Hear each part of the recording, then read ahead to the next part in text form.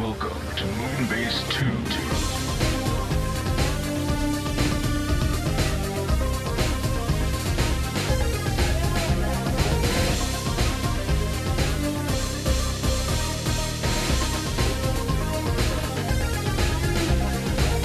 Hello everybody and welcome to the Moonbase 2 podcast. My name's Andy, Cobra Commander TFW, and I'm joined this week by the Darmok Tamai Jalad at Tanagra when the walls fell. It's Mikey G. Wolf V3. Hello, Mikey. Discovery's so shit. Like, why did you remind me of that? Like, Well, I already had a problem, like, recently that reminded me that, oh, you're doing this idea. Make sure the man did this better. And that was a light-hearted TNG story. And now you remind me of Darmok. And Jalad at Tanagra on the ocean? That was such a good episode. Yeah, it was. I watched the honest trailers for Star Trek Next Generation recently. Oh, yeah. And it was interesting just because one of the qualities was prepare for acting that's too good for this show. And it goes through a clip of Picard scenes and it just cuts him at the end. Well, I'm not much of an actor. I mean, when they said that, I was like, that's not a fair thing to say. But then I thought about it. It's like they're doing a science fiction show on TV. No, they're quite right. The acting was far too good for the time. I mean, not just Picard. Like, they got so many proper. I mean, there's no way to say proper actors in for that show, but like guys with classical histories. David Warner, Will Wheaton, Will Wheaton, who grew up to be a wonderful person. A wonderful person, but not a wonderful actor. No. We can only pray he does better in the recent future. I will never blame that on Will Wheaton's fault. I will never blame Titan's Return on him. Yeah, but everyone else will, as they blame the voice actors last. Yeah. Because they did such a bad job. Actually, they did quite good jobs with terrible dialogue. Especially since I saw something recently. Someone said well, it's not like acting's a real, requires anything of you. My god! And it's just like, well, fuck off. To be fair, I suppose it depends who they are watching. Because some actors just phone it in, but when actors care, there are TV actors I could outdo because I can read my lines like a human being. Yeah, but you're not pretty like they are. No, exactly. I am a rugged, good-looking man. And you're not on Coronation Street. No, I'm not. I'm better than most of the people on Coronation Street. But you know what I couldn't do? Actually act like an actor. Mm-hmm. Like, you'd never believe I was there, but you'd believe I was better than guys who came on to fill in the role. Yes. But anyway, that's a different ramble. I didn't watch the Orville this week, so I'm trying to make up. Oh, that was it was a decent. Well, what was that BBC show? Black something. Blake 7? No, it was a sci-fi show. Blake 7 was a sci-fi show. It wasn't Black Swan. It was a BBC thing. Someone knows. There was an episode that was very similar to this latest Orville, but we'll talk about that later.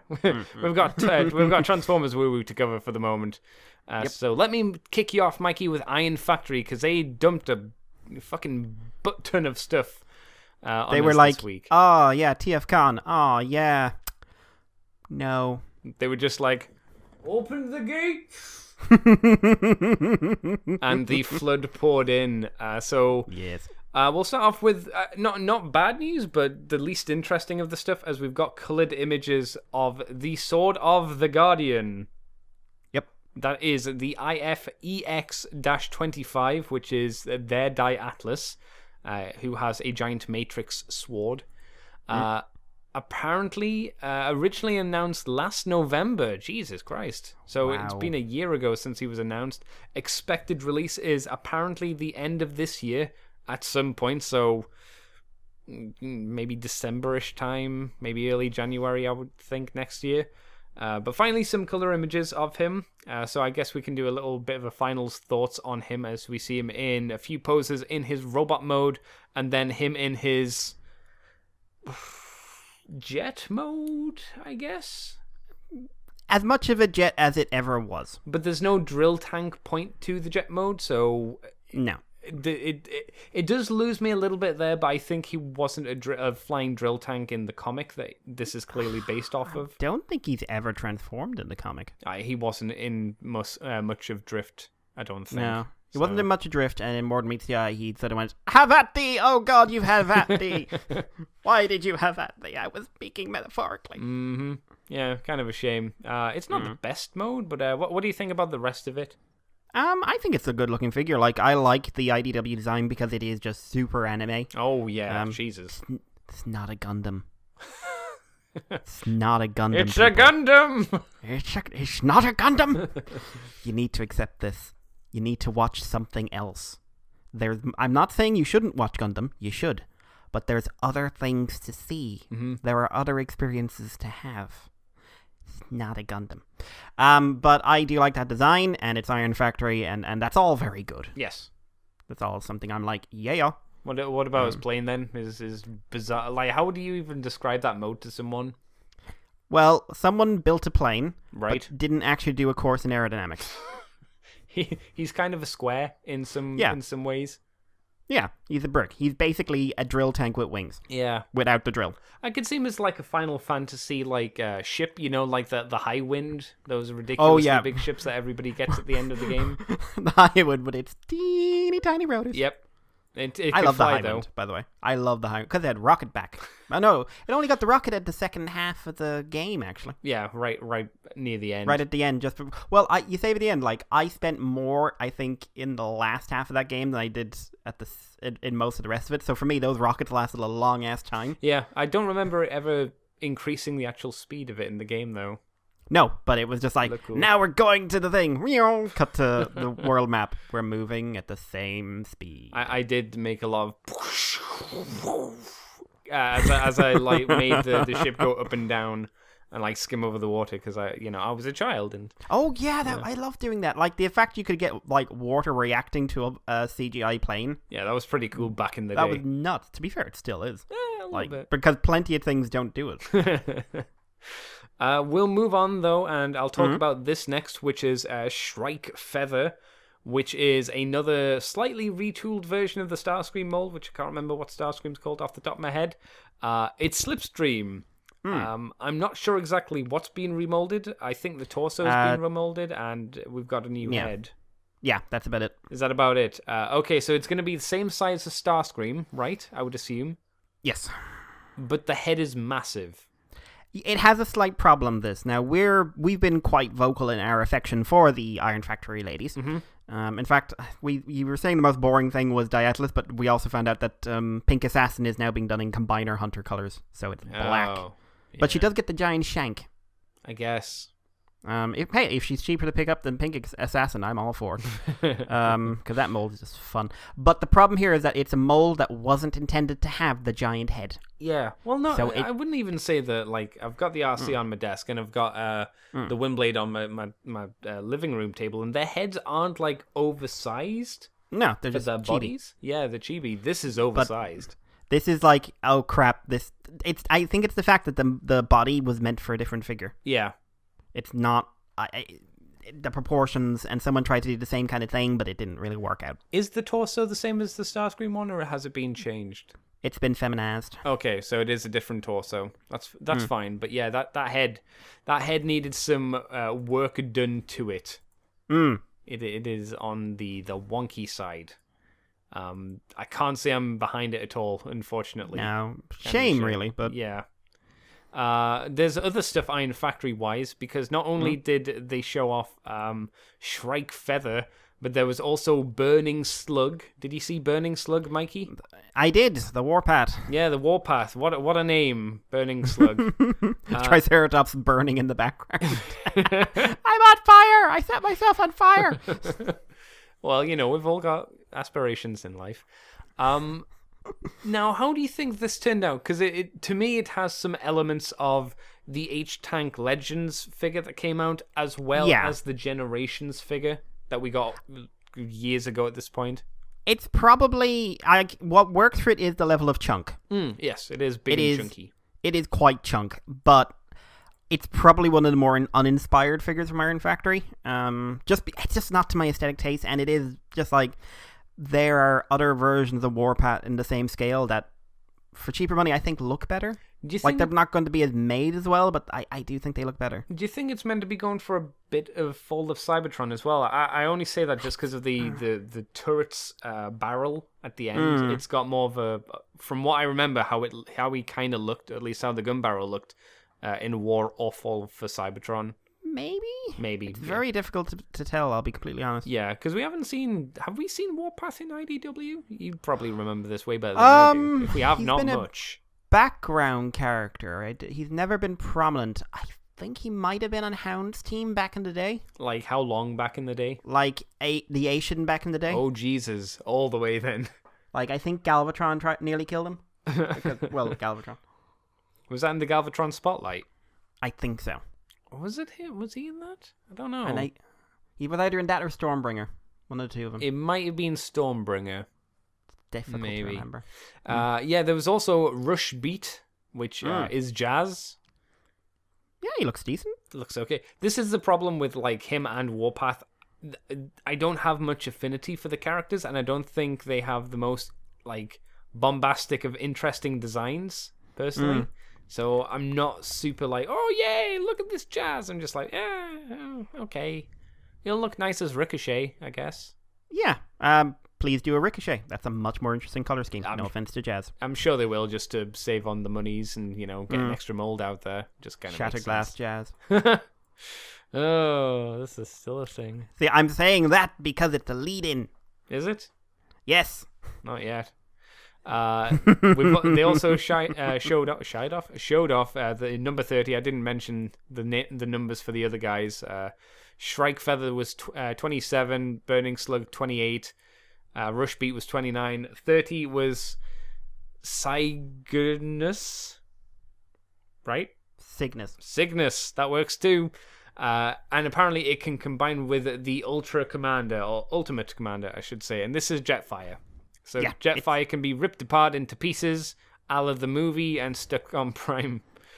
But then you can give him the God Jinrai booties and wings. Yeah, and then have them both together. So I guess God Jinrai is like or God Bomb is the ultimate stooge.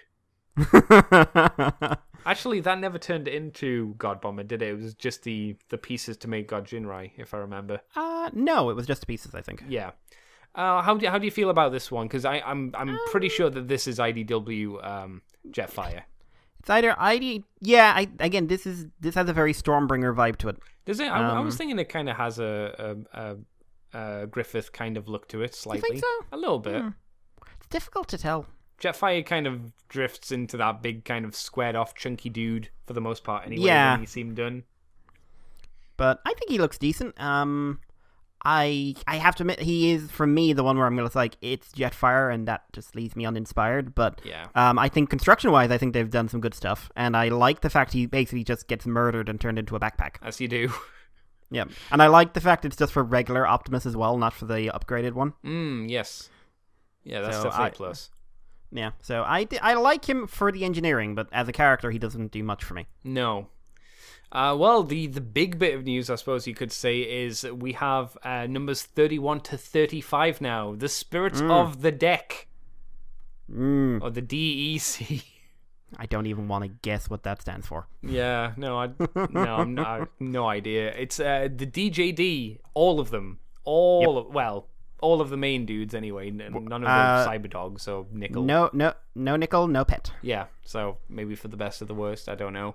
But this means an affordable version for me and you, Mikey, in quotation marks, or more affordable, I should say. Or at least it was affordable until it kept on going. Yeah, because we find out that the Spirits of Deck can apparently combine into even bigger Tarn.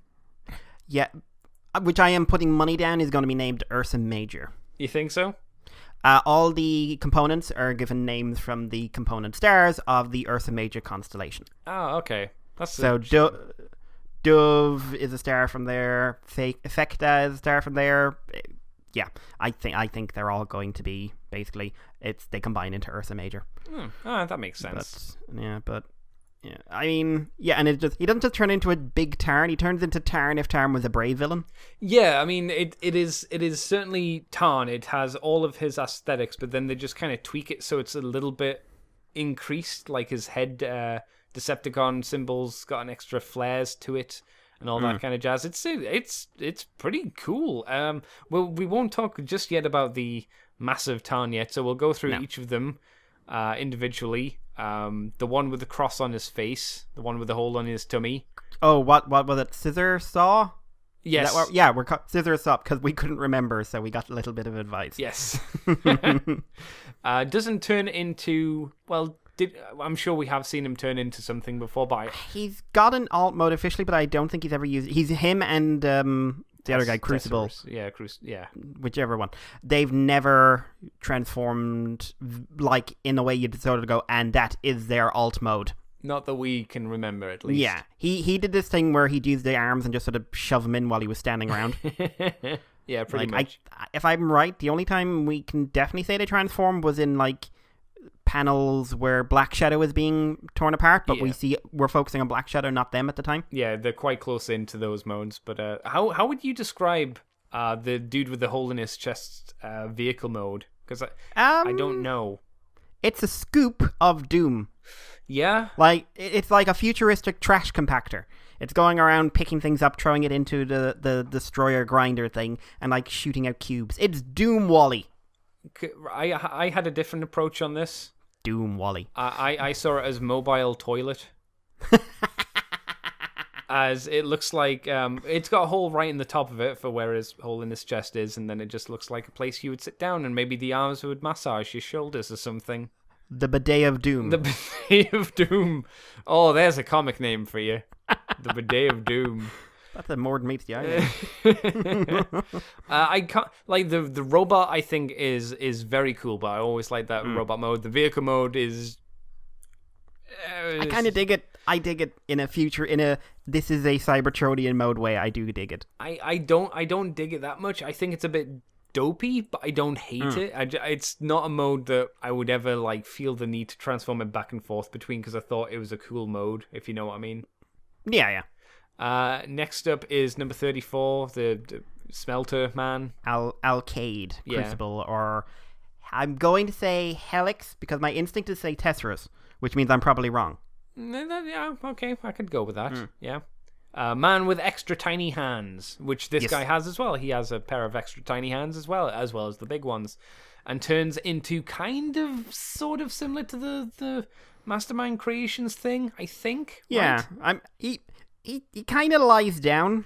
Yeah, turns into a bit of a square and lies down. He lies down and then sort of scrunches up. Yeah, his unfortunately his fists don't seem to fold away, at least in these images, which is a bit of a shame. But you know, I'm not sure exactly what kind of vehicle it's meant to be. So, well, we know. I mean, he's what is he? He's like he's a smelting pool or something, isn't he? Well, that's what he could do for torture, but again, I don't know if we ever saw like a vehicle mode for him. Maybe we did, but he was actually just a sauna. But before the war, that's what he was. Mobile sauna. He would be well respected then. No one would want to treat him bad. It's like, oh man, let me get inside you. Jeez. Maybe that's why he just joined the D&D. I'm tired of it. I want my own space. And then he joined up and just said, what do you want me to do? We want you to kill people with your chest. No, it never ends. I like the idea that Nickel always walks out laughing sinisterly as steam comes behind her. I lead the DJD now. Oh, Jesus, that has dark connotations. Yeah, tiny bit. Then we have 33 and 32, or 32 and 33, which is Voss and Kaon.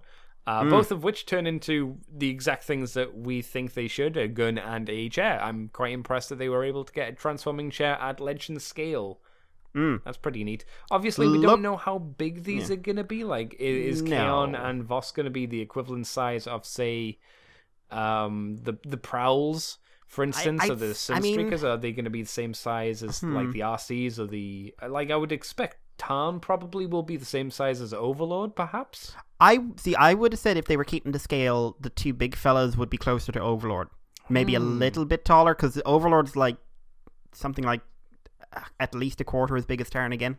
But I can't remember, offhand how big Black Shadow was. Black Shadow is about the same height as Six Shot, but we never see him standing up with them. Right, yeah. He's sitting down the entire time. But Overlord is definitely like Tarn has to look up quite a bit to look him in the face. Yeah, you're right. So I mean, they don't have to keep it to scale. Obviously, it's their jam. As long as like they seem to be caring about the scale between themselves anyway. Between themselves, that's like which makes Tarn look teeny tiny. But you know, I if I got them, I wouldn't go like, oh my god. These are not scaling with the other Iron Factories. Scale. God. Scale. Waste of fucking time. Some people are like that, and you know, fair Yes. play to them. I can't live my life like that.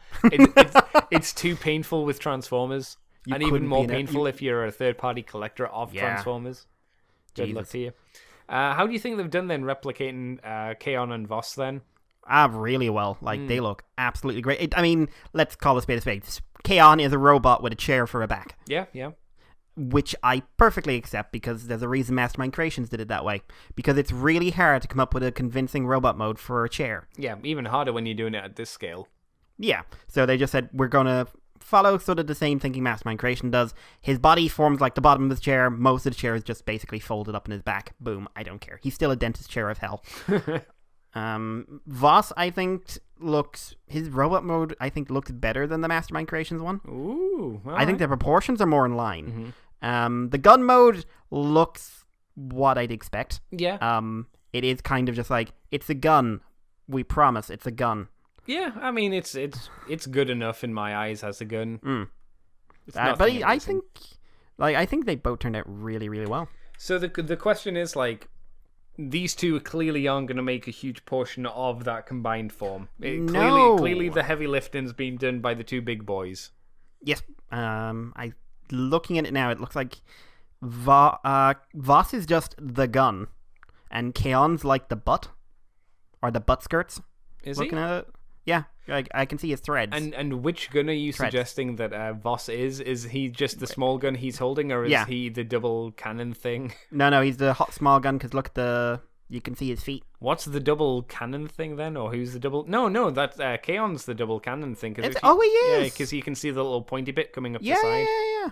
Oh, that's... So both... I think that's really clever. That's a nice way of integrating it. Yeah, because there's no way that these two could like be arms. Oh, It'd be tiny, tiny little things.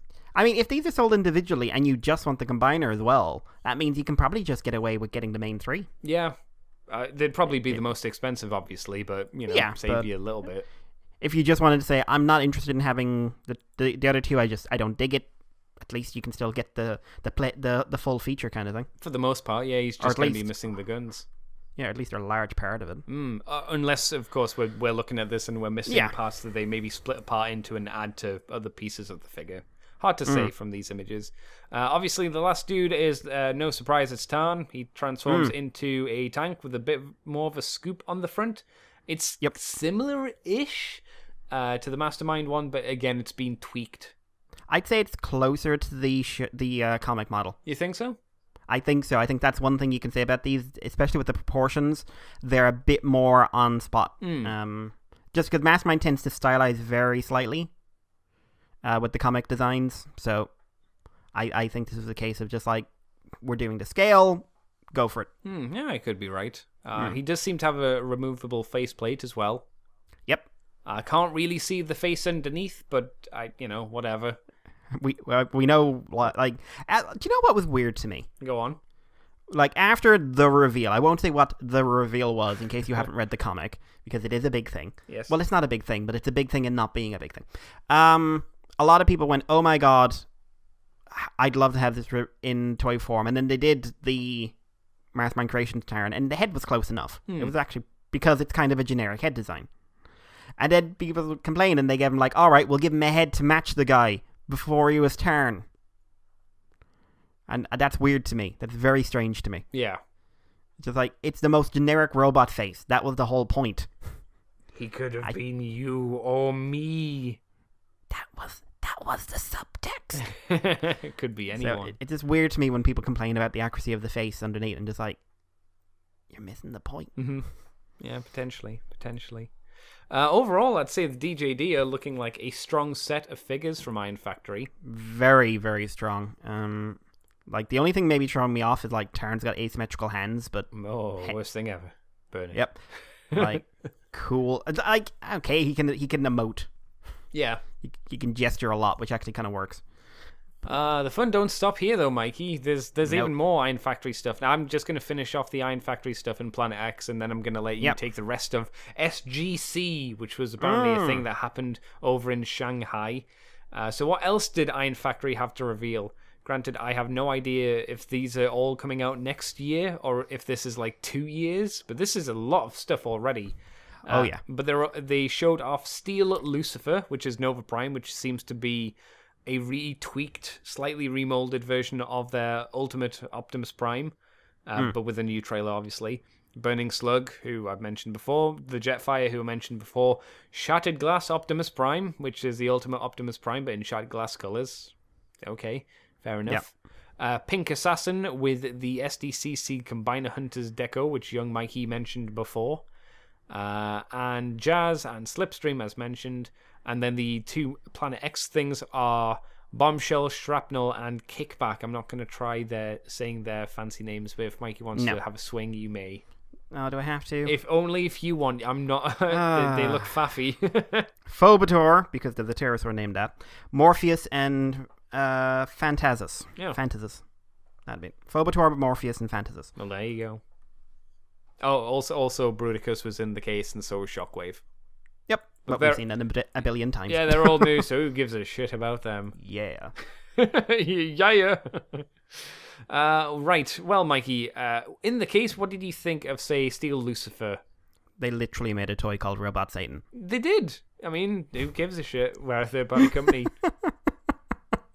I think it's a really nice use of the mold. I also think it's pretty impressive how much the Nova Prime mode does not look like there's an Optimus in the middle of it. Yeah, it's weird, isn't it? Like, it just does not look like it's basically a kit. Yeah. It works really, really well. The Nova, the core body it's just a mildly remolded Optimus, so, I like that mold. But the Nova is super, super selling it to me. I love the Nova design anyway. It's just so not a Transformer. Yeah.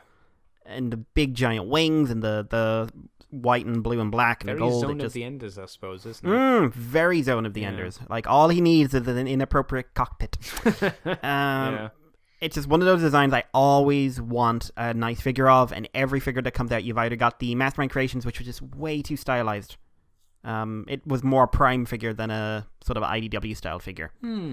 Especially with the Prima guy. Like, he looked a line continuity. Or you've got the Make Toys ones from years ago, and that thing, even when it was new, it was basically worth your hand. I don't even want to consider what I'd have to exchange now. My bodily fluids, I don't know. Yeah, it was like you say, it was super expensive back when it came out originally, and Jesus, yeah, it'd be crazy now. Yeah, so if you want a Nova Prime and you're not really too bothered about him being on the small side, I think this is an excellent option. Yeah. As for the rest, the RC, it's just like, how much will she be? If she's cheaper, I think that's good. I like the weapon. The weapon looks neat. I don't know if I actually believe that she can stand in that pose and hold that thing the way she's holding it without support. No, she cannot. Because she can't, like, stand in the best of positions to begin with. But not with her tiny feet. No, exactly. So, yeah, good luck with that. Blue tack. Blue tack needed.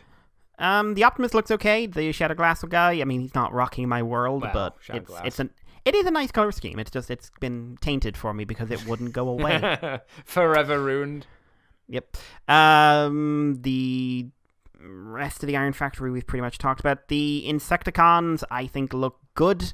They look Planet X standard, and Planet X standard seems to be we doing our job well. Yeah, the problem is they're not the best images of these guys, so it's hard to really take a good close look at the details on them and whatnot. Honestly, I think the kind of best thing about that image, though, is the Megatron in the back. Yeah, I still really think that Megatron looks pretty boss. It looks like I don't know, like, if they're on the same level as Megatron, but at least Shrapnel in robot mode looks like he's significantly smaller than the Ultra Magnus and Megatron, but that might just be a perspective thing. Yeah, to be fair, I wouldn't be shocked if he was smaller, to be honest. That might mean they're cheaper. Yep. That might mean it's, again, easier than, say, getting a Dinobot.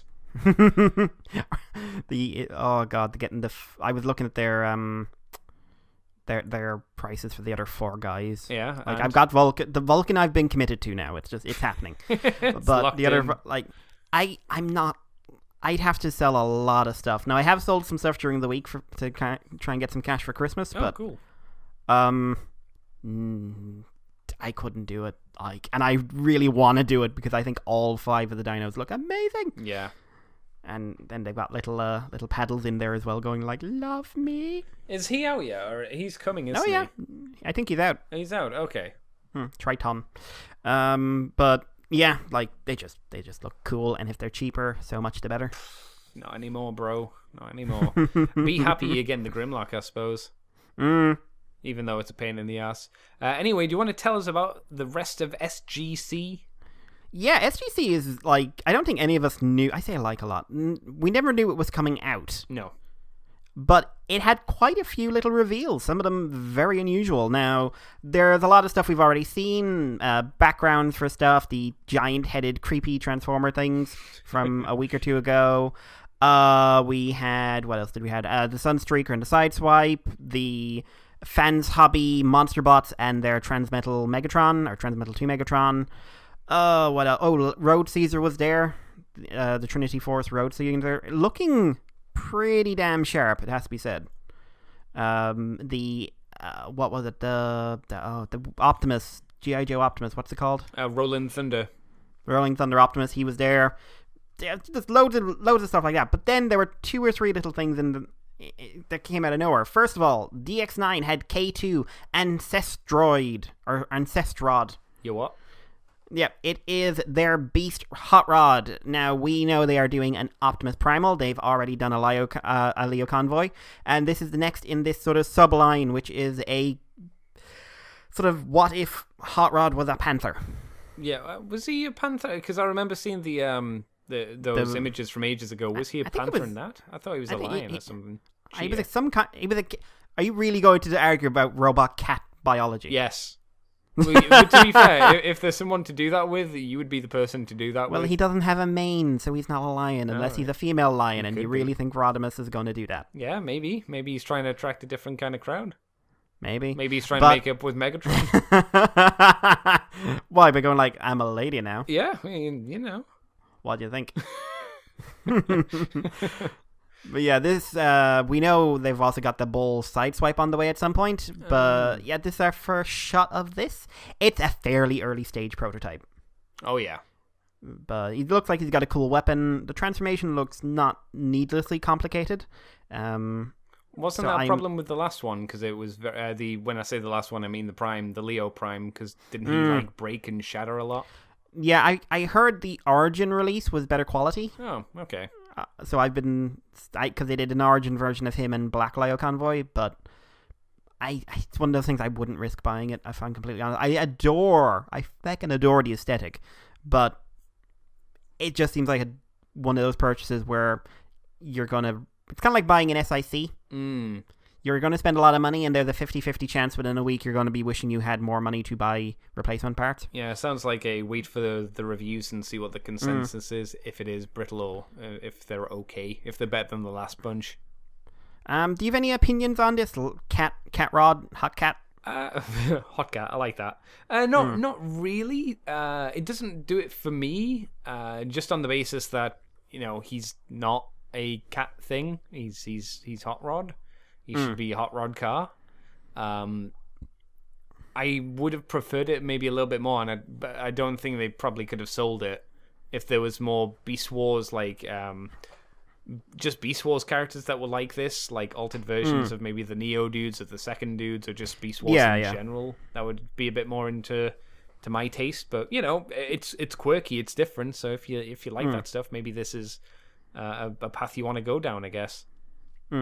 They also showed, let's see, there's a couple Unique Toys showed some of their movie stuff, which include their Lockdown, and I'm mentioning this because they included images of their wolf Steeljaw thing that comes with him. Oh yeah, his little animal things. Yeah, I think this toy has actually gotten out there because I've seen reviews. I haven't seen reviews with the wolf, but I have seen reviews of the main figure. What's the consensus for it, if you remember? Complicated. but really, not because needlessly so. it doesn't look like it should be complicated. He kind of just sort of collapses in himself, and it's one of those things where it just I feel like, for me, I felt like the panels look like an issue. Right. Is it just a lot of folding and like into the right places? Okay. It's one of those things where you see reviewers do it and you just go like, how many times have you done this? And they're having to do it behind the camera as well, so it's even harder. The wolf doesn't do it for me, but I never really liked the design anyway. But he's got this kind of He-Man vibe to him. Okay, yeah. I can see that. They also showed another figure which we'll talk about a little bit more detail in a minute. They also showed their continuing range of slightly dodgy headmasters. The Legend scale one, including, I think this is the first time, Snaptrap? No, not Snaptrap. Dragon Headmaster. Monsterbot. MonsterCon. HorrorCon. Sorry. Snapdragon, thank you. I think this is our first time seeing Snapdragon. Maybe? They've also got Highbrow and Fortress, but I think we've seen them before. No, I think we have seen Snapdragon, but we didn't see him in Dragon mode. I think we saw him and Apeface just in their robot forms, I think. We've also got an interesting little subline of sort of Steel Ride Core, which I just want to mention because it's in the display, and it looks super cool, to be completely honest. Like, what is Steel Ride Core?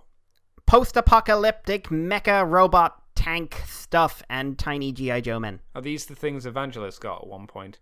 I don't think I think these are new. Oh, okay. They actually look a little bit like that Walking Dead figure line. Not figures, but they were like almost Lego, and you could build up sets because it looks like the bases are connected to each other. But I think they look really neat. They look alright. A neat little tiny line. Yeah. Reversing back onto something on topic, Fans Toys, I believe it's Fan Toys, had their Double Evil, which was their overlord, who is like, he has the world's tiniest head. And the world's largest thighs. They don't lie, Mikey. No, they do not. Perhaps they should. Really wish I was more into this. It's just the proportions just throw me completely off. Yeah. He looks good. It's just he's looking good in a realm I don't need him to look good in. He's quite puffy. Does he match, do you think, with the Power Master Prime he's next to? Because I don't think so. No, I was going to say he's weird in his aesthetic. He's more like the Monsterbots. Yeah, I could see that. And so, I don't know, maybe a different design team. What else we've got? We've got the add-on kit for their G2 Optimus and their Scourge. We've got the Mastermind Creations lot we've seen already. But there is one thing that came out of feckin' nowhere and no one's talking about. Yeah. Yeah. We got to see someone's doing a third-party Bumblebee as well. Oh, good. And a Ratchet and a Brawl. Cool. Recent reveals that we're going to be talking about soon are perhaps going to hamper these in their release. But we'll talk about that some other time. But someone, Iron Warrior, I think that's the group. Reveal, and are they doing the Ratchet and the Brawl? I think so. It seems like they're in the same cabinet together. Well, they revealed a figure, possibly non-transforming. I'm guessing so. Of Transformers Prime, Optimus Prime. A highly accurate rendition of the CG model. And I'm assuming it doesn't transform because I find it hard to believe an accurate rendition of that CG model can turn into that truck. Yeah, agreed. I don't know, but there's something like the thighs, not the thighs, the lower legs, they're broken up a bit more than I would expect. They're not as clean as they should be if it was a non-transforming one. Maybe it's the same idea as the Hot Toys thing, where you move, say, the ankles and they move the joints in the back of the leg. Maybe. But then again, there is another toy we're going to talk about that is also defying physics, but it does look like it's defying physics. Like, it has an extra bit of chunk here and there to make you go, yeah, that is doing something it shouldn't be doing.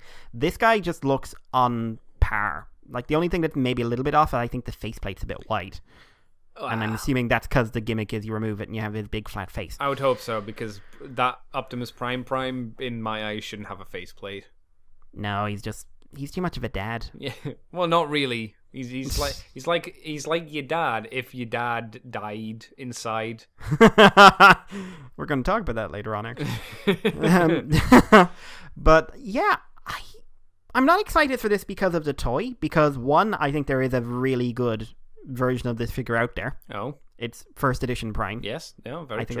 I think that's an excellent figure. Mm-hmm. What excites me is there are a hell of a lot of Prime characters who could do with a hell of a lot of better toys. Yeah. And certainly ones that are hell a lot more representative of their robot modes. Yeah. I can think of 3 off the top of my head. Throw out all 3, why not? Megatron. Yes. Well, actually, to be fair, the Megatron toy is a good representation of him if from he was the front. Painted. And if yes, he from was the front. Yes, not, if he was only just 3-dimensional. Yes. He's very flat. I like that mold, but he is very flat. No, yeah, you're quite right there. Yes, and definitely Predaking. Predaking needs a good robot mode figure. What do you mean? That Ultima version was a perfect No, it wasn't. No. The Dragon mode was better. Yes. The robot, I can't believe with all the time they had, no one did an accurate Predaking. I think that if you look at that line, though, it was past that point where it was really doing anything. Yeah. But Predaking is awesome, and I have wanted an accurate figure of his robot mode for donkeys. And kind of the creme de la creme everyone would want is, I can't believe it hasn't already been done. Knockout. I thought you were going to say Bumblebee, but yeah, okay, that works too. Everyone's already done Bumblebee. Bumblebee's fine. His toys aren't. It's fine. They're It's as good as he deserves. Too exposed. Go to hell. But I'm sorry, would you rather have a Bumblebee than a Knockout? No, I'd much rather have a Knockout because yes, his toy is troubled. I was going to say limited, but troubled works as well. Like the version to get is Crockout, but kinda it's still has a better head. Yeah, it's still not a good version of him. There was no good version. No, but posable, fully expressive, maybe with a couple of face accessories or something like that version of Knockout. That would be nice. I think you'd break the internet. A lot of people would be pleased. I'm not sure how many would buy a non-transforming Knockout. Because that, when you say non-transforming, that puts off a fucking lot of people in our community. Yes, which is fair enough. But... Yeah, I mean, I get it. I think they're insane, but I get it. But I would be super, super into it. Again, because that Knockout design accurately is super hard to do. Oh, yeah. Struggling to try and figure out how you do an accurate version of him transforming, because what his chest does and how his shoulders look. Yeah. What are his shoulders? What part of you is your shoulders, mate? Come on. Yep. But I mean, you could also, there's other ones you could do. You could do Starscream, Bulkhead, whatever. But again, they have toys I think fill in the hole I need. I would agree there. Yeah. I'm trying to. I mean, is there anyone else from the show you think would there isn't a decent representation of? Breakdown that needs one. And I say there is a decent. I was gonna say there is a decent version of him, but you're not fucking buying it. No one's buying that thing because there's so much on the secondary market, and it was so limited. It's like, oh, do you want the black version of him? No, I want the blue version. Ah, too bad. Get fucked. How about that? Too bad. Stupid breakdown. Yeah. Stupid Knockout. Stupid sexy Knockout. There anyone else? Oh, you mean from Prime? You know, if they did a small decent representation of the human cast, I'd be okay with that, and maybe a diorama of Raph's dead parents. Yeah, and him standing there with the knife. Yes. Because we all know what happened. Oh, well, why did his voice drop? Why isn't he an RID? You know that episode where Soundwave's shooting the laser at him, and he's at home, and you hear his mum? That's just him throwing his voice. It's like Norman Bates. Yeah. You know what? Soundwave might be a good one because I really like that toy, but it is limited because it has to transform into a plane. It's also limited because it was made fairly cheaply. That's not a good feeling figure. No, it's a good design, but it is one you just wait for sort of to pop. Yeah. So maybe a lanky Soundwave. Yeah, that'd be nice. Shockwave I'm happy with. I mean, you could do better, but I think he looks good. Yeah, he's not a satisfying figure, but he does the job. He pulls off the look. Arachnid. Oh god, yeah, I wasn't thinking Arachnid, but yeah, that's a good one. I was thinking of not Prowl. What was his name? Smokescreen. Yeah, because his piece in his toy was wank. Yeah, I hated those feet. Yeah. They were terrible. I loved his shitty rubber armor. That was I'm glad it came off. Choice. I'm just glad whoever made that remembered not to have it sculpted in. They just forgot to give him all the paint apps. He was basically nude. Yep. Eek. And we never got the blue version. No, we didn't. We only got him in legend scale, which was weird. Yep. And I liked the blue version. It was quite nice. Was there anything else then from SGC, or was that about it? That was it for the sort of the stuff we heard that's brand new. There were sort of new images of stuff we've already heard a lot about, but they don't provide any new information. That's fair enough. Shall I take us quickly on to unique toys and what they showed off recently? Yes. Well, via the Weibo Weeboo page, they showed off the UTR-02 Challenger, which is a homage, apparently, to Optimus Prime. I'm not sure why it's Optimus Prime. I'm not sure why it says it's an homage, but yeah, okay. It's apparently based off the Age of Extinction / The Last Night version of the figure. Current images are of a grey prototype, so it's not a huge amount to say. It seems to come with his sword and shield, because there's no huge shock there. And this seemed to be shown at the Shanghai Expo as well, I think. I think this was in the case. Yes, it was. Yeah. So we do have a few images of it, and we have an image of it in the case as well. He has some mighty nipples. They are quite pronounced. But I think it's a decent-looking version of the figure. I assume he's in the same kind of line as the Lockdown. I'm assuming so. Yeah, what do you think then, Mikey?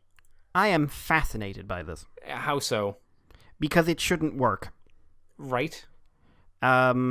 You should not be able to take a toy and turn it from that truck into that robot. Mm-hmm. Like, it just shouldn't work.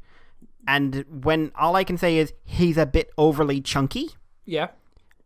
And that's the big departure from the design.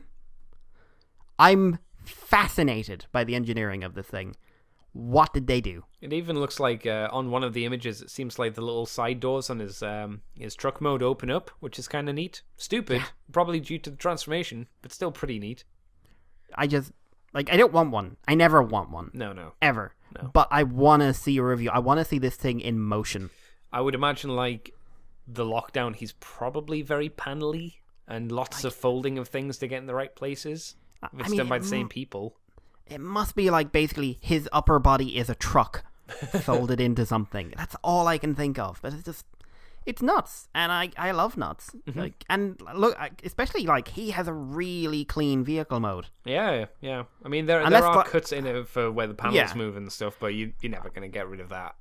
Unless the bed at the back from an upper view is basically just like a robot. I don't know. I mean, I can't see that happening. I see that with the official Hasbro ones that we got around that time, but I don't think they do that for a third-party one. But he is just so clean.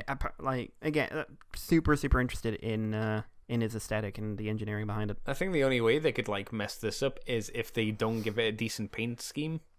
Yeah, and here's the thing, third-party guys: for the money people pay, you better be doing decent paint. I'm and pretty this is sure like it will be. This is one of the only movie characters you can really go all out on the paint. I guess, yeah, it kind of is. It's interesting. It's not for me, not something I would want, but it's like, yeah, okay, it's pretty funky, like the Lockdown. Not something that I would get, but never mind.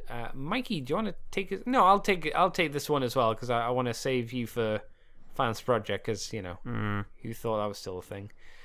We have the first look at Zeta Toys' Masterpiece styled Superion.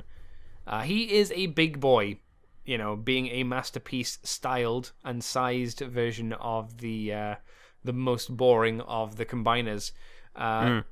They have some interesting things here. For instance, Air Raid and Fireflight seem to be prototypes, or were the first two prototypes that we saw. Which can be seen being used here twice for the arms and legs, so they are standing in for the other guys. It's apparently in the scale of 18 to 20 inches tall in combined form, so like I said, he is a big figure. Not a huge amount to talk about. Just, Mikey, how do you think they did getting this guy to look like Superion in Superion mode, if you take out the fact that two of his limbs are the exact same limbs? Yeah, he looks like Superion. Yes, I can't tell from this image, but does he have the mouth or does he have the faceplate? Because I think he has the mouth. I think he's got a mount, but Yeah. I'm assuming you can faceplate that up because I can't even think of a version of Superion that had a mount.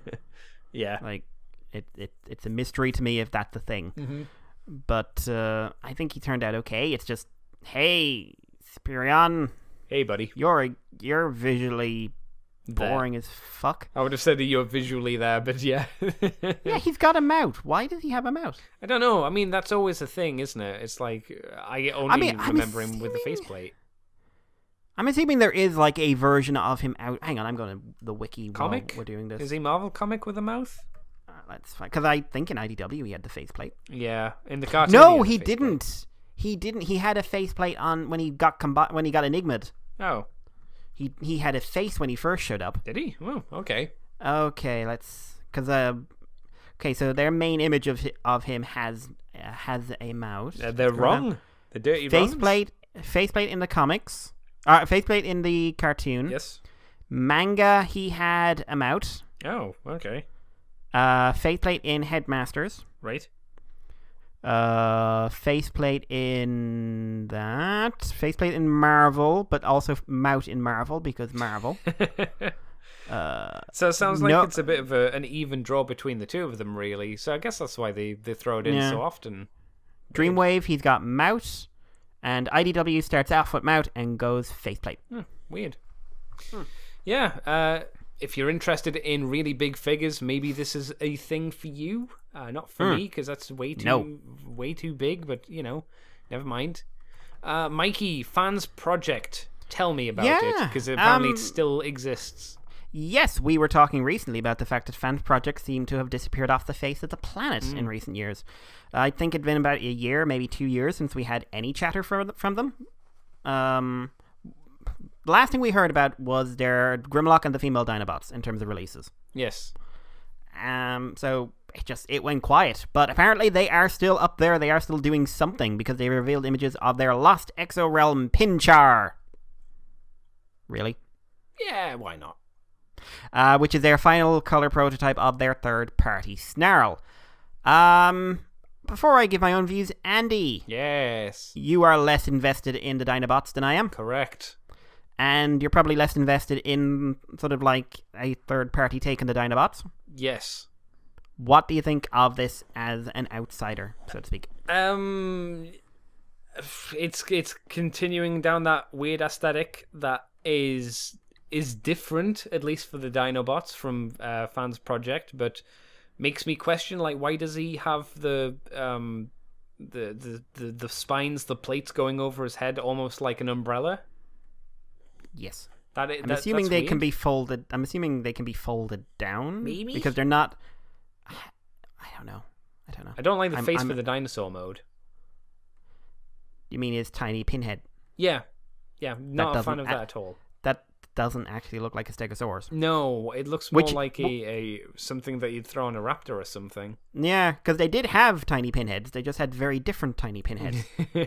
More like the Planet X one, to be completely honest. Specifics, guys. Come on, step up.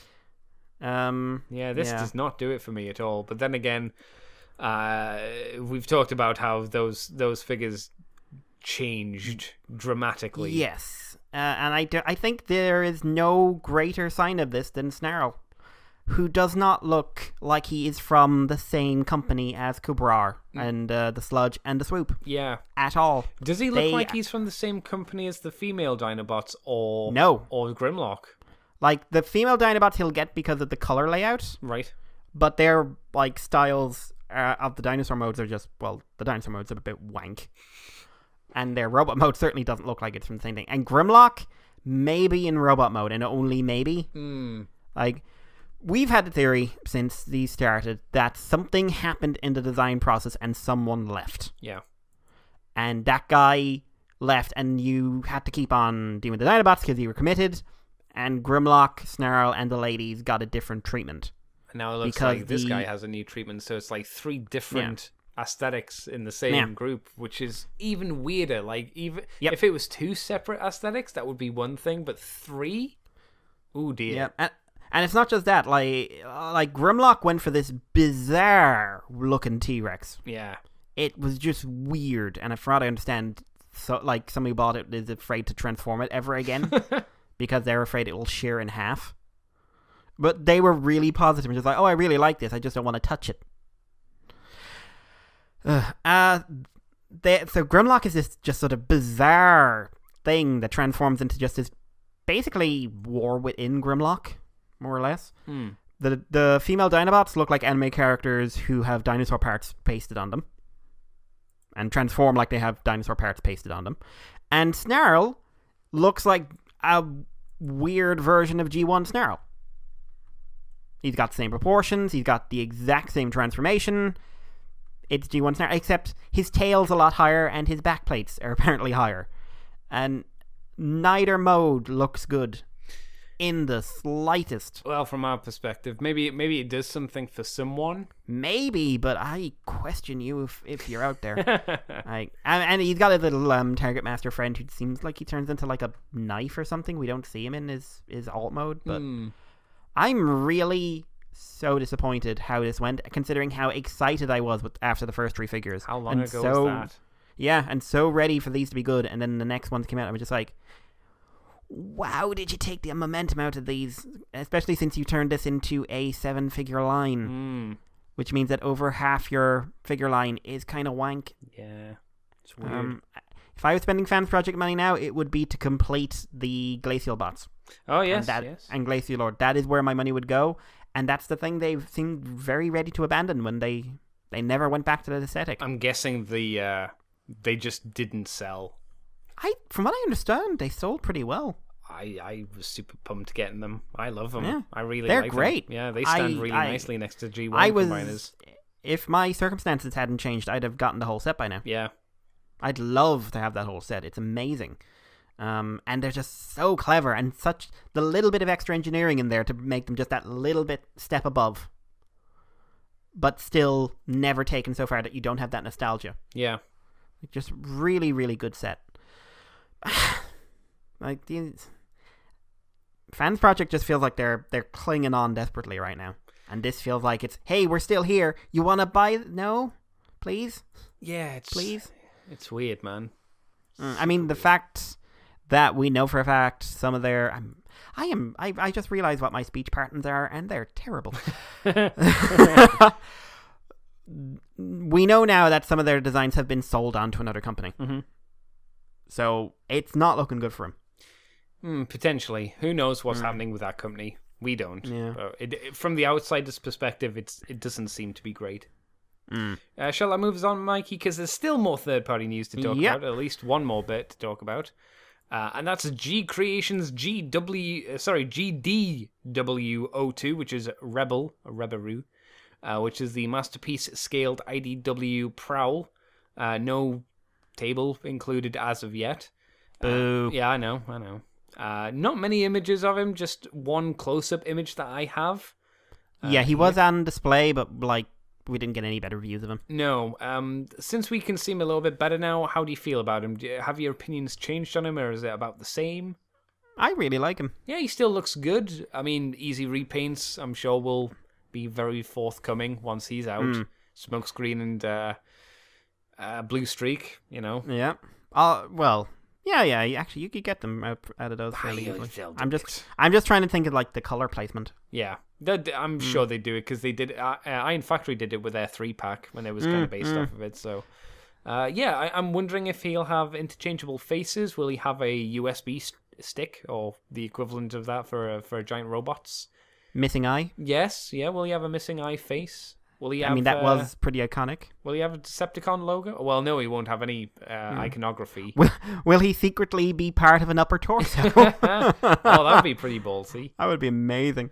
Are we assuming that he's got die-cast for his shins? Because they look different coloured than the rest of his body. They do. I wouldn't be surprised if he did. Yeah. It's weird if that's the only part die-cast. From what I understand, this G Creation stuff has gone down pretty well. Their Optimus and their Megatron, I was seeing nothing but positive reviews beyond a couple of QC issues, and the QC issues didn't seem rampant. Oh, cool. Very good. Mikey. Yes. We have... I'm giving you more news that we thought was dead, but has had a revival. Like, I don't think we've heard anything about this in months. But Takara Masterpiece have revealed the prototype image, or half of one, for Dinobot, their Beast Wars Dinobot Masterpiece figure, including a teaser, which says once you translate the Japanese, announcement next issue. They have this translated wrong. It's I have become bigger and returned. Because in because in the Beast Wars Japanese dub, every sentence Dinobot said ended with da. Oh, they gave him one of those little character quirks, did they? See, I'd have gone with the go through, but although I suppose he's not like the honorable samurai archetype. He's more the Ronin archetype. Yeah, I could see that. But yeah, so next issue of Figure King magazine, Jesus, we perhaps can expect a fuller review of this figure. But this is a prototype showing a bit of the upper torso, the hands, and the dinosaur head. It shows that it has a lot of scale detail.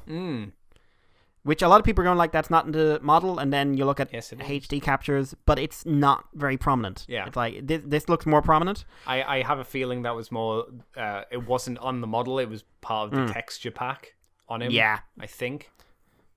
Someone in the Beast Wars design thing is just looking at this and saying like, it's what I wanted him to look like. It's as close as we could have done back in the day. Because this still looks like an old-ass CG model in some ways. Oh my god, yes. It looks incredibly like one. The proportions, they've even got the joints that were in the model. How close is this to an actual Raptor, Mikey? I don't know. The webbed fingers might be a bit much. Presumably he's got some sort of holding accessory he can have in his dinosaur mode, considering he has hand pegs. Maybe, maybe the golden discs. Ooh, or a golden yes, disc. please. That's the only thing I could think of, unless the hands peg into somewhere for when he's transforming. I know he held a gun once. Oh god, he did. Yeah, that was evil Dinobot clone, wasn't it? That couldn't transform, and he had Rat Trap's gun. Comes with evil Dinobot clone. That would be great. Just a half-eaten one, but. I saw a lot of people complaining about this and going, oh god, I was expecting so much better out of this. What were you expecting? My response was, it looks like Beast Wars Dinobot. Yeah. This just in, he looks like a 90s CGI model. Yep. And he will look, I'm sure, a lot poppier when he's fully coloured and has like eyes and things. Did you see the Digibash image that popped up on Twitter? Yes, I did. It did look a lot better, to be fair. It did. Also, it looks like he's got the same gimmick as Cheetor and Grimlock, where you can switch the eyes because he's got a panel you can pull up. Yes, I noticed that as well. I think that's a good idea. Yeah, I was looking at compared to the model and the textures and the lines and everything. It's so on. Oh my god, he's got a tongue. He's got a functional tongue, Andy. Yeah, that's probably going to waggle up and down a little bit. Yeah. Oh, I am so ready for this one. Yeah. I think maybe the only thing that would be a little bit disappointing is for his animal mode. There's no way to really, express the mouth into different shapes, but that would be asking for far too much. It's not feasible for you to do that. Yeah, something with the Beast Wars Masterpiece that I don't think everyone's quite cotton on to yet is that they are doing actual wizarding, getting them as good as they can be in beast mode. Yeah. But the nature of physical plastic versus the nature of those designs. Yes. You can't unrobot them. Yeah. It's not possible. And you can't have all the craziness that you would have in the show model. Certainly not with Dinobot's face. Mm-hmm. With Cheetor and Optimus, you had options. Dinobot, you'd have to have another head. Especially with Optimus. Optimus was, his original toy was... It was pretty much there. Yeah. Cheetor needed work. If you scroll down, you see the picture of Rat Trap sitting on Pterosaur. Can you imagine trying to do Pterosaur? No, Jesus. Oh, God. That's not magic. I'll be happy if they hit Megatron. Yeah. To be honest. I don't think they'd have a super hard time with Megatron, because, again, the original toy was good enough, I would say. It's basically just cleaning it up and adding the engineering. Yeah, pretty much. Yeah, like you say, making him a bit more sexy like they did Primal. If they go that far, maybe they're just filling in the gaps that that line, that 25th anniversary line or whatever anniversary line didn't have, which was one of them was the Dinobot. Yep. So, but I'm really hoping we get a couple of more of these, and we do get a few Predacons. But yeah, I'd like an Inferno. I'd like to see how they do a Black Arachnia, just to see if they could. You just want more boob. More boob. Even more boob. A Tarantulas would be nice, though. Yeah, that would be really good. Yeah, there are a lot of figures that really deserved more or better versions, more accurate versions of them, like a lot. Yeah, but, 'twas the time. It was, yeah. Especially Season 1 characters, especially. After Season 1, they became better. a lot better. A lot better, Jesus. But as someone said to me once, you can't really blame them for using technology that existed. No, it's just rather than traveling to the future. And to like, can you imagine trying to do a Black Arachnia toy back then? Oh my god! Do we try and make Black Arachnia, or do we just remold or repaint Tarantulas? We'll just repaint him. Yeah, because how? Yeah. Yeah, no way. Yep. Well, should I move us on, Mikey? Yes.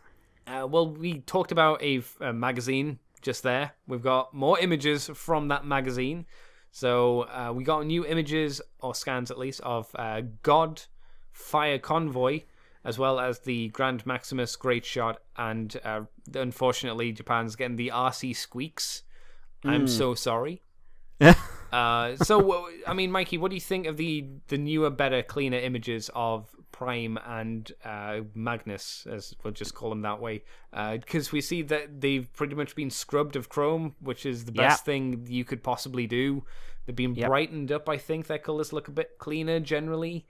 Not a huge amount of differences. I have to hope that Ultra Magnus is made of a material that will not yellow in 3 seconds as well. Yes, that would be nice. Yeah. But I'm hoping that's paint, not plastic, to be honest, but I don't think it will be. Yeah, probably not. They both look really, really good. The only thing I'm hoping is that we get some confirmation about what the wheels are made out of. Yeah, because it's still hard to tell even from these images. I'm assuming they're probably just plastic, which would be the best thing for them to do, but maybe they'd want to be nice. Accurate. Yeah, and accurate, which I think would be the worst move. The reduction in chrome is only a good thing. Oh, yeah. That was a big problem with that entire line, is just chrome up fucking everything.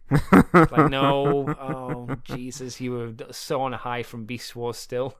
Yep. There was also some more information on the God Magnus, including audio samples from the original voice actor, which was great.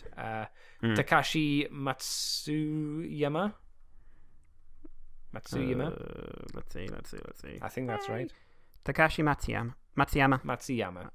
Hang on, you did Japanese. Yeah, you but should be able to do this. When I find it easier to do this when I have time to just sit there and spell this out, and I don't want to do that on a podcast. Otherwise, I'd just be sitting here going, duh, duh, duh, duh. How do you say that? Now you say it like this. Do you say it like this? Okay. Taka. Yeah.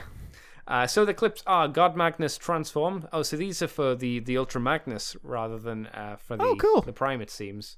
Oh, wow. So we're getting brand new recorded clips for both figures. I guess so, yeah. Because this is God Magnus Transform rather than Fire Convoy. Will we have God Fire Convoy dialogue as well? I assume that's what this is? No, this is for Magnus. Oh, right. So I'm thinking for the combined one. There's also, when you have to ask for something, make sure you introduce yourself first. To be fair, that does sound like something he'd say. Yeah, apparently that's a line. And then Magnus Laser, and then laser sounds. Pew, pew, this is getting... pew. The price of this figure is becoming more obvious. Yeah, like, did that Ultra Magnus have a voice box? I don't know, because I never had it. No, me neither. But I can tell you, hiring both voice actors to come back and do this was not exactly free. No. That's a bit of an understatement. It wasn't exactly free, as we had to pay them for something. But, I mean, if you got them back, I really want something for Godfire Convoy.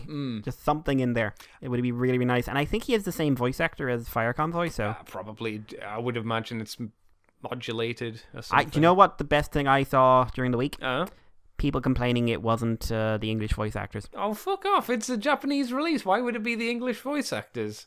Well, these are the same people I've seen complain about. Like, I saw someone getting really, really pissed off about the fact that Masterpiece Megatron doesn't come with Frank Welker clips. But it's not the English version. If you want to get the English version, wait until Hasbro decides that they want to release one, and maybe they'll have the English clips. Apparently there is either it's out or it's coming a third-party canon with English clips. Oh yes, I heard about this from Mr. Giant. I went, cool. I think that might be pushing the legality a bit. Perhaps. One has to wonder how those clips were acquired. And you're taking actual copyrighted, trademarked, whatever you want to call it, dialogue. Yep. I don't know.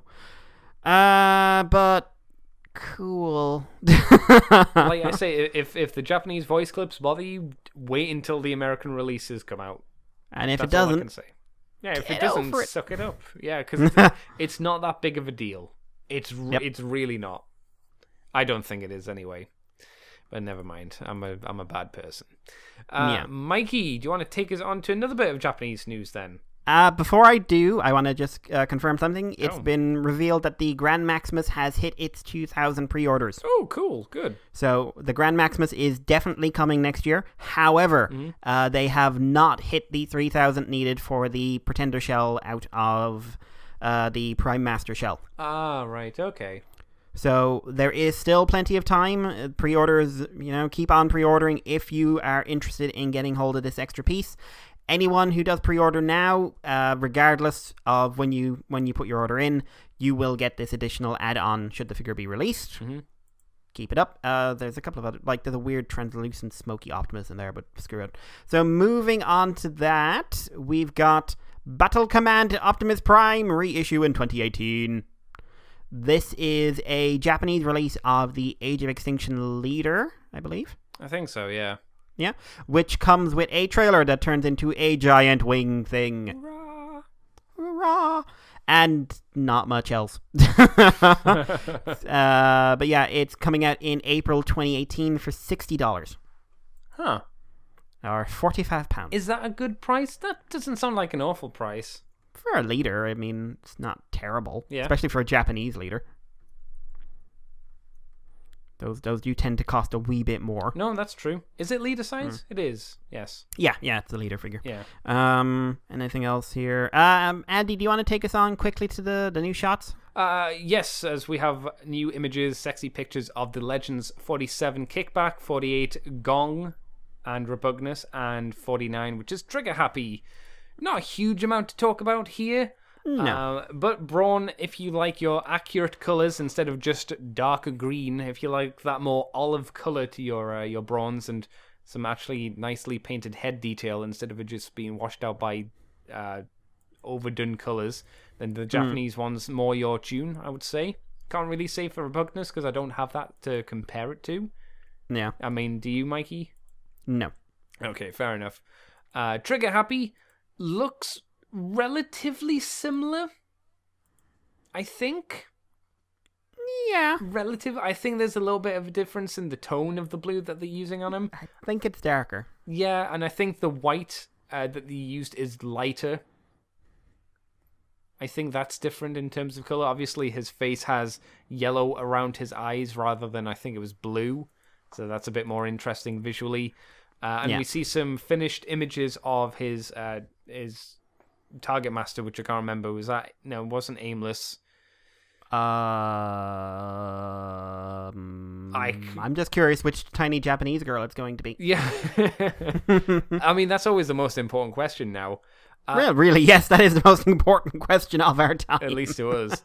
The paint on this thing's quite nice. It's got a few different types of grey plastic on it. It's got a whitish grey plastic as well as silver paint apps on it with a green face and a red visor, painted legs. It doesn't look like... It's hard to tell if the legs are translucent or the shins are translucent like they are in Cup. I kind of hope they're not. The gun barrel looks like it probably is translucent with plastic, with paint over the top of it, unfortunately, which I still think's a mishap. And the headmaster, again, is darker blue, lighter white. There's actually gold on the shoulders, and he's got a gold bar across his face. I think that's a little bit different, so a little bit more impressive. And for Kickback, again, not a huge amount of differences. What the most helpful thing is they've actually got them next to each other. So on the legs, For the purple bits, there are little grey bits in the Hasbro version. Those have been changed to red. The wrists have been painted with red around them instead of none. The Red. entire red rather than no paint at all. The bicep is black instead of being purple, so I think that looks a bit nicer. The waist is the translucent panel has had a bit more color added to it. So below the tummy, like around the groin area, that was usually translucent. That's been painted up. Just a lot of it's been painted up, so it looks more accurate. The face sculpt might be different. What do you think, Mikey? Looking between the two of them, to me they look different, but it might just be because the eyes have been painted on one but not the other. I'm not 100% sure. No, that one's a bit more tricky to figure out. And the wings aren't yellow; they are a translucent, just translucent, but then with silver paint painted on one side of it. Any thoughts then, Mikey, on these? I think they all look real nice. I find it still hard to justify buying a Trigger Happy since I already have one, but it's really hard to say that because I'd like to get his Target Master. Yeah, it is. It is kind of. It's difficult. It is. If only we had the spare monies. Or any money. Yeah. Well, that's the thing. Any other thoughts on these, Mikey, or do you want to take us on? I'll take us on, Cool. because we have a listing from Lupaza Megastore on Facebook, which pretty strongly suggests the release date of the movie edition figures we've been seeing. So last week we talked about seeing the Megatron and the Brawl, and now we have a listing from Japan suggesting an April 2018 release date. Oh, cool. And alongside this we have prices suggesting which classes these all belong to. So first up, for the price of 2,800 yen, we have deluxe. I'm guessing these are deluxes. Because it's probably. about 18 quid. Yeah. Yeah, that sounds about right. So we have a Bumblebee, Stinger, Crowbar, and Ratchet. I'm assuming like Bumblebee and Stinger are the Dark of maybe the just Moon. Dark of the Moon releases, Yeah. unless they're. I mean, I'd be surprised if all the figures in this new line were new figures. Yeah, I'd be Or new surprised. molds. Yeah. Crowbar, I'm assuming you just redo the Berserker figure. Is that who Crowbar was? He's one of the Dreads, so. Okay, yeah, that would make sense. I assume the Ratchet is the Dark of the Moon one. Moving on to the Voyager scale. Now I'm taking some stuff from another website as well for this. Oh my so god. We've got Starscream, Optimus, Ironhide, and a Starscream with a second deco. Oh. So maybe Thundercracker. movie one, movie one Starscream, Revenge of the Fallen Starscream. Yeah, the clean one and then the tattooed one. Yeah, those are 4,500 yen, or about 30 quid. Okay. So looking like Voyager price range there. I'm very curious there because you could have a mix of new and old in there. Yeah. There. And finally, and these have to be new figures based on the price point. We've got 6,800 yen, or 45 quid, Grimlock and Blackout. What if they're not? What if they're old figures? What if it's the Voyager Blackout? I mean, there was a leader Megatron, there was a leader Grimlock, but let us not speak the name. No, I'm pretty sure we saw like the leader Blackout a few weeks back anyway, didn't we? In the leak, in capital T leak. Yeah. And the Grimlock was in there as well, and it did not look like any of the Grimlocks I've ever seen. No. And finally, we also have MPM5 for 10,000 yen, which is more about 80 quid. Which, if it's not Barricade, I'll be surprised. Yeah, agreed. These are quite reasonably priced, Andy. Yeah, I would say so. They're not awful. I mean, I'd like to see the decos, see if they're any better than what will come out over here, but... Oh, well, yeah. I mean, I am surprised by how interested I am in the 2 leaders. I mean, I'm really surprised. Well, I'm not surprised that you're interested in one of them, because you don't mind Grimlock? I don't mind his Dino mode. Yeah. And I'd like to see if they can do that well. Yeah. And Blackout was, in my opinion, the best Decepticon design of his era. Oh, what about Paul Barricade? I don't really care for the original Barricade design that much. Barricade, like, I have much love for him because he will not die. Yeah. And Barricade knows when to leave. Yes. No one else did. Yeah, but what did you think of Grindor? He didn't know when to leave. Grey blackout. Yeah, well, like brown blackout. Like kinda, yeah. I don't know. More interesting in the game, oddly enough. I believe that. But yeah, I'd be really curious to see how these turned out. The Megatron, I thought, from what we saw of it, was definitely intriguing. So was the Brawl, and I'm very curious to see if I'd be amazed if these are all new molds, especially since if we're right and these are tied into the Bumblebee movie.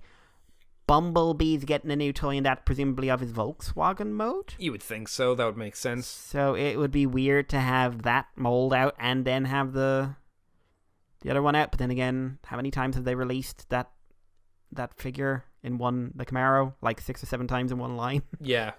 Who knows? But anything you'd like to say on these? I don't think so. No. In that case, we might as well take us on to the last few stories because they're quite short. Yeah, first off, we have some concept art from Emiliano Santalucia, however you want to say it, on Titan's Return Weird Wolf or Wolfwire. It's only the images of the wolf mode. We have just a general shot of the wolf mode and then a close-up of how the cockpit would look if you didn't have the lid on the top. And it's a lot more detailed, obviously. But they're nice. I always like seeing these things. Designer things are always funky. Mikey, do you like designer things that are funky? I do. I like his wolf head design more. Does it actually have... Yeah, it does still have the nose horn. Yeah. But it's not as pronounced. It looks like a wolf. Yes, yeah. Whereas I think the Titan's Return looks a bit dragony. Yeah, I could see just that. in terms of the proportions and something else. On the other hand, I'm not as crazy about like his neck because it doesn't have the ball joint. Yes, yeah, it's clearly not designed to work like that. But you know, design versus real thing. It's for the most part, it nails all the details that you would want. Oh yeah, the original figure to have made from this design. So yeah, it's kind of interesting to see how close this is to the released figure as well. It's pretty damn close. Pretty damn close. And the last story, maybe should have gone into Crappy Corner, depending on your thoughts or your take on this news. All 8 episodes of Combiner Wars is now on Hasbro's YouTube page for the exhilarating return of Titan's Return being on the 14th of November. Yeah, exactly. So if you have the urge to relive the saga that was Combiner Wars, you now have the opportunity to. I would say that for me and Mikey and most people, at least in the UK, I don't know about Canada, this wasn't a big deal since that's how we originally saw the show anyway. For a month. Oh, was it taken off? Was it by Machinima? It was taken off a month after it aired. Oh, never mind. Yeah, so that's why my basic response to this has been, wow, interesting to see this. Look forward to it disappearing a month after Titan's Return is finished airing. Yeah, well, remember that this will be on a version of The Last Night, at least, I guess. Yep. But I can't see it staying on YouTube if they've got this Go 90 deal. And they already took it down once because they had a Go 90 deal. Yeah, I don't know. Although, I want to see, I will check this out just to see how many episode 7s there are. Oh god, yeah, there were so many. Holy crap. Ugh. Yeah, so if you want to rewatch it again, by all means, reacquaint yourself before the 14th so that you are prepared mentally for its return, I guess. Megatron is cool. Yep, he's sassy. He is, like, struggling so hard. Yeah. He's fighting the flood. He's not winning, but he's fighting. He went down swinging. You want him to win, but you know he won't. Well, that's it for the news this week, Mikey. What have you been doing this week? You been doing anything fun and fancy and all that jazz? Few things to mention. I've been gaming quite a bit this week. Ooh, I don't know. Gaming? Oh no, actually no. I finished that. I finished my. I don't want to put more money into it that's not related to charity. But you gotta unlock those boobs, Mikey. I will porn for charity and not. Oh dear. But yeah, so I don't know what kicked this off. Like, I literally do not remember what kicked this off. But I got into a really Sonic the Hedgehog kind of fix during the week. Oh. And they were cheap on the PSN network, like 2 or 3 for most of them. That's alright, that's pretty good. So I decided to download a bunch because most of them are small as well. And so I have been playing Sonic 1, Sonic 2, Sonic CD, Sonic 4, Episode 1 and 2, Sonic Heroes, and Sonic Adventure 2. Did you make a vow, Mikey? What was my vow, Andy? That their mother would be found. Was that the vow that you made while playing this? No. Oh, man. It's been actually quite fun, I have to admit. I forgot how hard those first 2 games were. Oh, yeah. Oh, they are unfucking forgiving. I don't know how anyone managed to get through them originally without the cheats. Or get Supersonic. Because, holy crap. Because there was nothing else to play. And fucking Tails.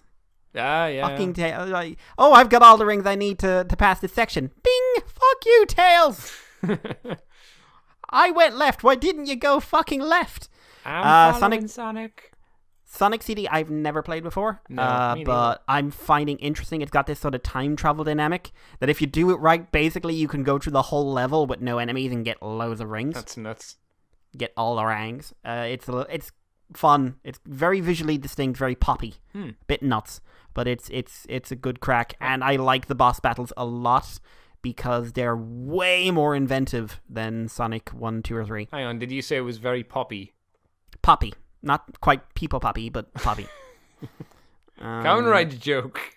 Hey-oh! No one gets it. Sonic 4, which is the 2010 sequel to Sonic 3. It is basically the modern Sonic design in a 2D platformer, side-scrolling platformer. I am amazed by how much fun I'm having with that. Yeah, cool. It's really easy. It's not super challenging. I mean, without actually wanting to, because I was replaying. The only thing that's super annoying is the special stage to get the emeralds. Ah, yes. It's an interesting design for it, like a really, really interesting design. But those are designed to piss you off. And you can't save mid-game, but you can replay any level. Right. So you're just replaying the level to get to the special stage. And what I'm accidentally doing is getting like 1 billion lives. Oh, no. So I've got like 60 or something now. I didn't mean to get 60. Because I went through Sonic 2 and I think I made it to 4. I had 4 lives by the end because I was gaining lives and I just die so many times. But it's really fast-paced as well. Like, way faster paced than I think any of the open world 3D Sonic games ever were. Yeah, probably because you couldn't handle the speed of it being 3D. You really couldn't. Like, Sonic Heroes can handle it because it's actually quite linear. Right. So you're just running in a line. Sonic Adventure and Sonic Adventure 2, they just can't do it. No. They just cannot handle it. I remember when I was playing Sonic Adventure, you'd get going, hit a wall, bang, stop.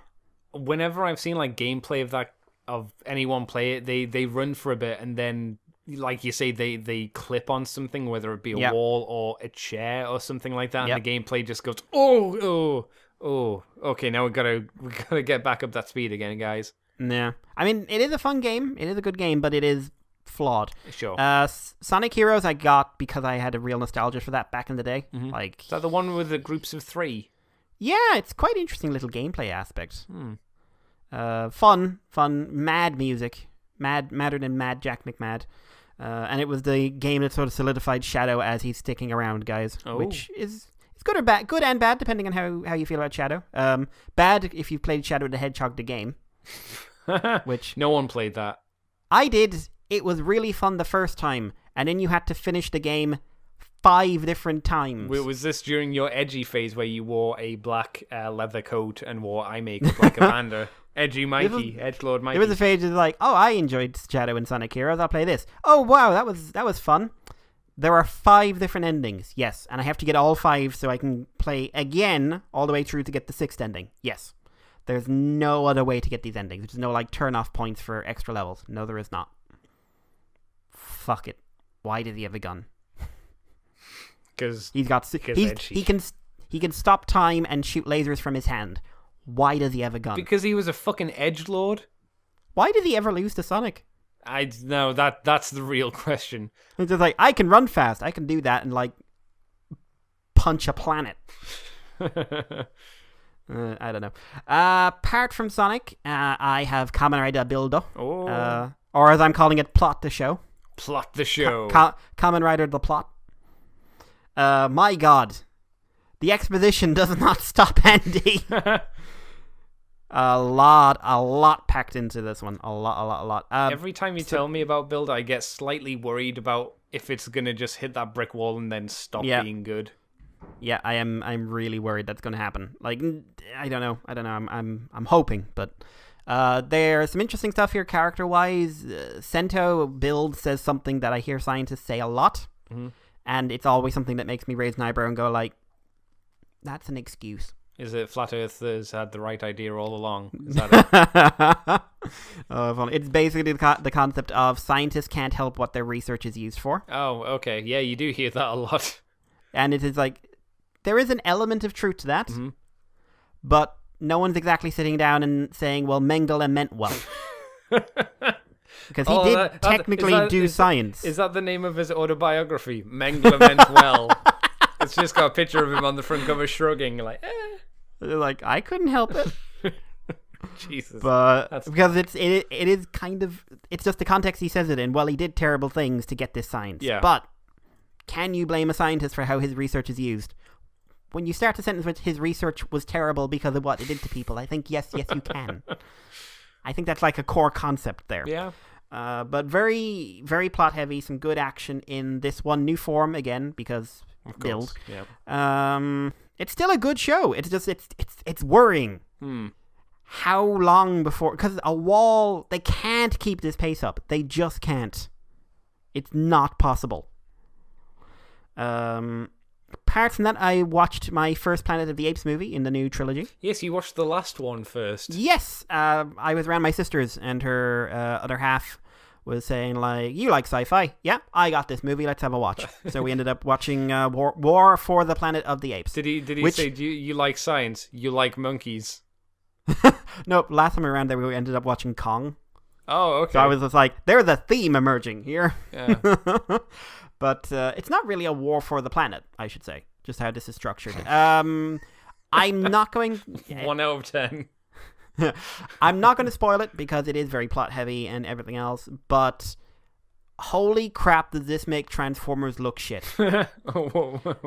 What a hard thing. But yeah, really, really strong movie. And the reason it makes Transformers look like shit is because you have no excuse for not having a good CGI character anymore.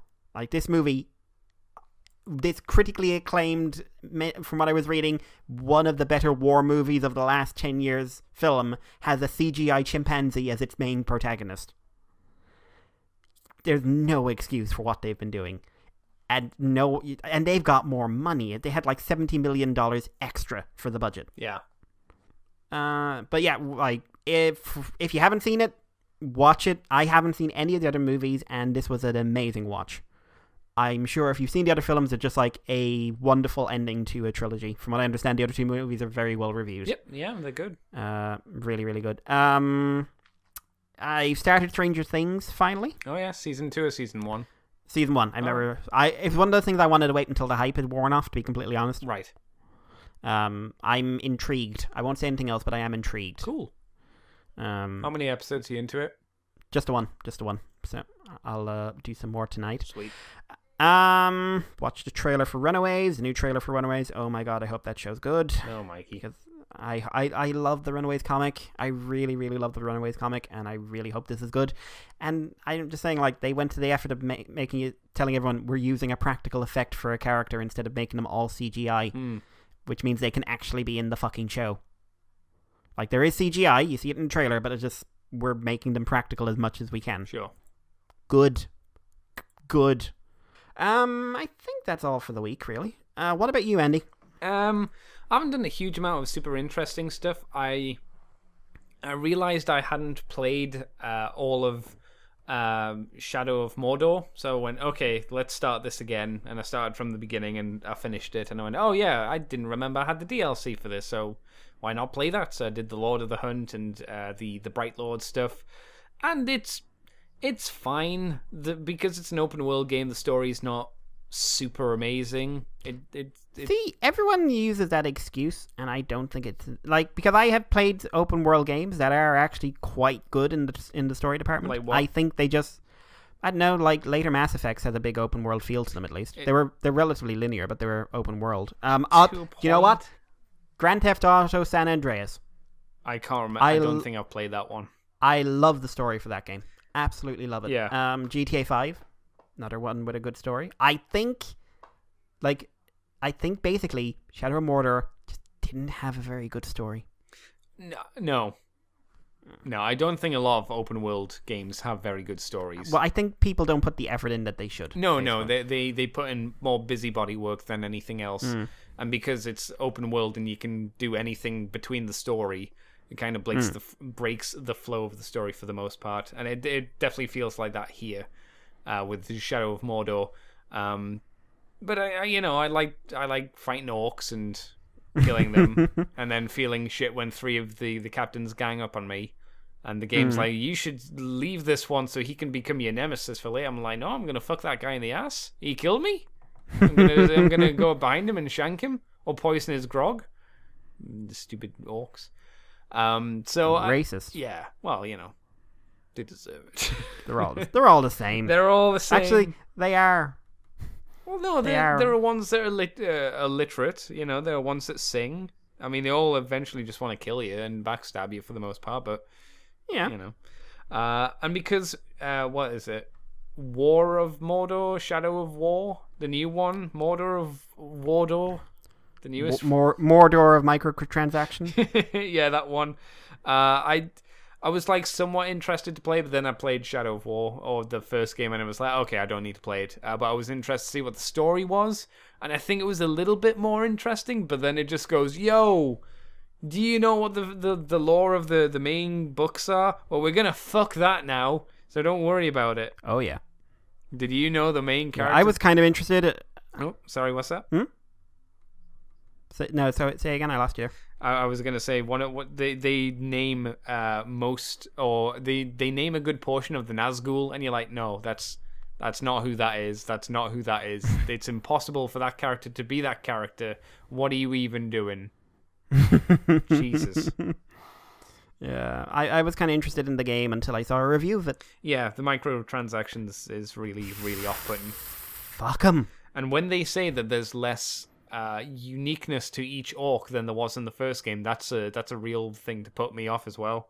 Yeah, that was a big selling point, and especially when there are unique orcs. Yeah, you have to buy them. Yeah, or you have to be real lucky to find them. Someone said to me once, like, oh well, we have to accept microtransaction because the game industry doesn't make money. No, they do. They make. I was thinking, I wasn't paying attention at the time, and last few months I was just thinking about it. I'm just like, the game industry has to be probably the most successful media industry in the world right now. They do pretty well.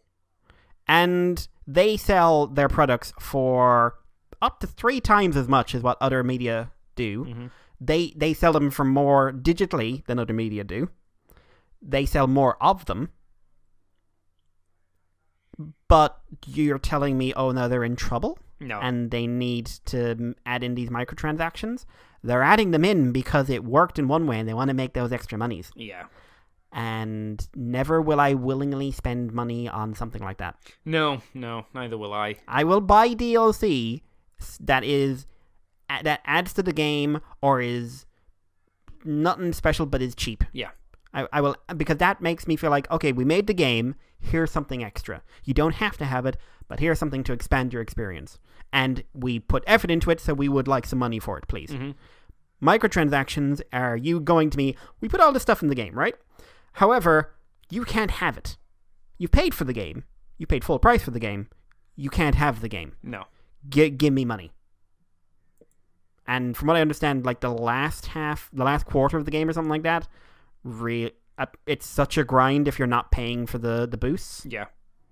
A ridiculous grind from what I understand, and it's just like way to kill any interest I ever had in that franchise. Yeah, I watched the ending and the true ending, and I was like, it's not worth it. It's really not. And I am just that pedantic, and I do like those books, so I would be just like, what? Yeah, it's dumb. It's not cool. But I watched that and wasn't that impressed, and thought, okay, fair enough. Now I don't need to play the game at least. The only other things I've done this week are I watched the Orville episode I mentioned at the start. Mm-hmm. It's taking the ideas from a Black Mirror episode. That's what it was. I've heard of that. Yeah, but then they Star Trek'd it up. It was okay. There was, again, a few too many jokes in there, but again, I was like, yeah, okay, yeah, still enjoyable, still fun. And I've started watching Stranger Things Season 2 and have got through the first 4 episodes. I'm enjoying it. I'm thinking it's fun.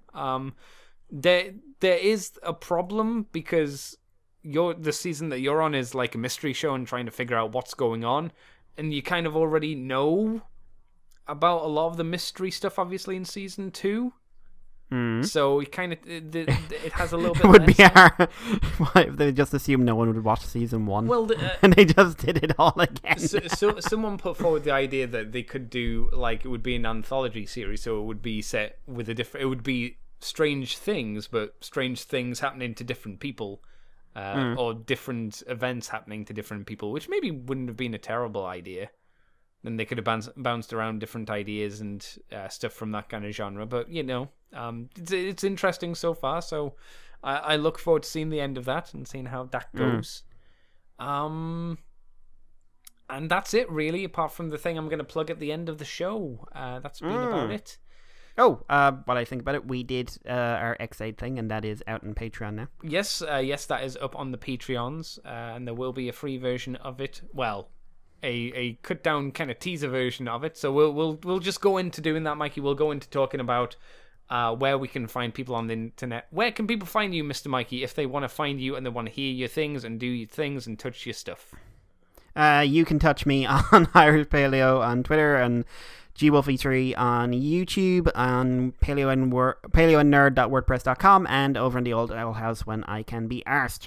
Andy, yes. What about you? You can find me on Twitter and Tumblr, CCTFW, on YouTube as Cobra Commander TFW. You can find this podcast on the Moonbase 2 forums. We're on Twitter, we're on iTunes, we're on Facebook, we're on Libsyn, and we now, on top of all that, have a YouTube page, which is Moonbase 2 Transformers Podcast.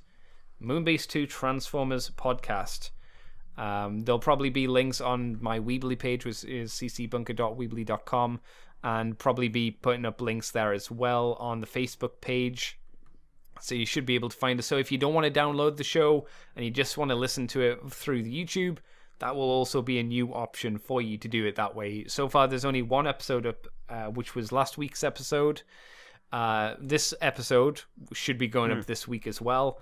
And we're also going to put on a 20-minute preview, kind of special teaser of the Kamen Rider X8 podcast, because it was very, very good. And it's to, entice you to go and, join the Patreon, which is just, $2 each month, and you get the full version of that show, as well as the Moonbase Woo Woo and the full version from the File of Teletron 2, and all that good stuff that we usually promote anyway. So it was just an idea, get different stuff out there. Maybe we'll be doing extra stuff on there. Maybe we won't. It depends how it goes. And I'm going to put on some Patreon goals regarding the YouTube channel. So we'll see. It's just another option. Slight warning. It's Moonbase 2 Transformers Podcast, not Moonbase 2 Podcast. Yes. There is already a channel called that. Yes. And it is not Moonbase 2 or Transformers related. No. It is just sort of a weekly or sometimes bi-weekly podcast talking about any number of things from conspiracy theories to current events. Definitely not us then. Unless those blackouts, I did something productive in them. Which I don't think I did. Do not lick your blackout. Your blackout will kill you. So I'm good. Telling you. Stop so licking your blackout. And that's it. That's us done for this week. So again, thank you, Mr. Mikey, for joining me this week on our, I guess, Halloween episode. Woo, spooky music. We'll probably play at the end, maybe, if I remember. Oi, idiots, don't scare other people's pets. It's a dick move. Is that a thing? That is a thing at Halloween. That's not cool. If you're listening to this and you're considering scaring someone's pet, I will find you. You can scare children, because... Children are fine. No one likes children. No one likes children. We're concerned with dogs and cats and hedgehogs and such. Yep. They don't deserve it.